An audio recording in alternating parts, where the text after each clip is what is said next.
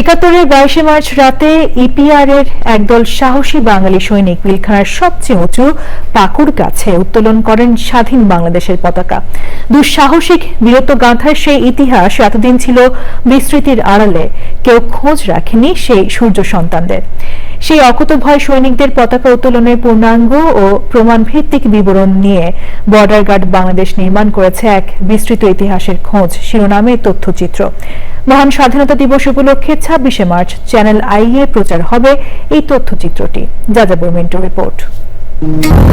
200 বেশি সার্ভিস ও ফিচারে লেনদেনের সব বিকাশ অ্যাপে সম্ভব। পিলখানা 230 বছরের সমৃদ্ধ ইতিহাস ও ঐতিহ্যে গৌরবান্বিত উপমহাদেশের সবচেয়ে প্রাচীনতম বাহিনীর সদর দপ্তর।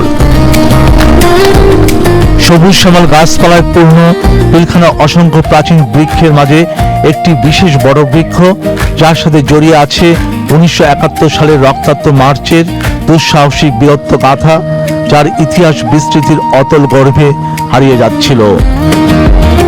22 মার্চ দিবাগত রাতে নায়েব সুবেদার আব্দুল হাইয়ের নেতৃত্বে ইপিআর এর 10-11 জন দেশপ্রেমিক ও সাহসী সৈনিক পিলখানা সেই গাছে উত্তোলন করেন স্বাধীন বাংলাদেশের পতাকা।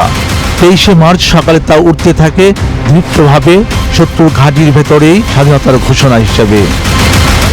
বর্ডার গার্ড বাংলাদেশ বিজিবির এক বিস্তৃত ইতিহাসের খোঁজ তথ্যচিত্রে উঠে এসেছে পতাকা উত্তোলনকারী বীর সেনাদের বীরত্ব গাথা। চড়াওভাবে আমাদের উপর খাড়া হয়েছে ওরা।